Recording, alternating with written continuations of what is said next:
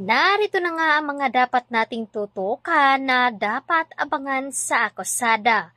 Ngayong Lunes ay talaga namang pinuntahan na dito ni Wilfred ang bahay ng kanyang kaibigan na si Dennis. At dito na nga, nakumpirma na nga dito ni Wilfred na tama nga ang kanyang hinala na itong si Dennis ang may pakana sa pagkamatay dito sa kanyang yumaong asawa na si Joy. Agad naman lumabas doon si Wilfred habang ito namang si Dennis ay kausap naman dito ni Harrison at sinabi na nga dito na kailangan tanggalin ang posibleng makitang ebidensya at dito na nga nahuli at nakita ni Dennis na nanggagaling sa loob ng bahay niya itong si Wilfred.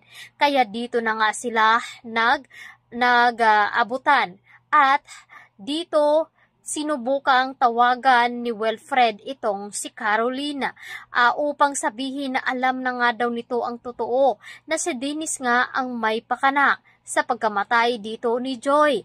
Ngunit pilit na hinahabol dito ni Dennis itong si Wilfred upang mapigilan sa kanyang gagawin.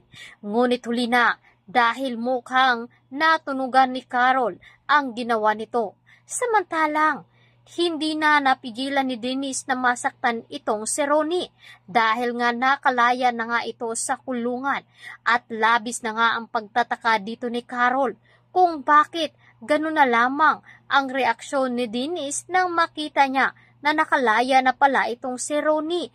Unti-unti na ngang lumalabas ang tunay na ugali dito ni Dennis. Kaya naman, nagtataka na rin itong si Carol.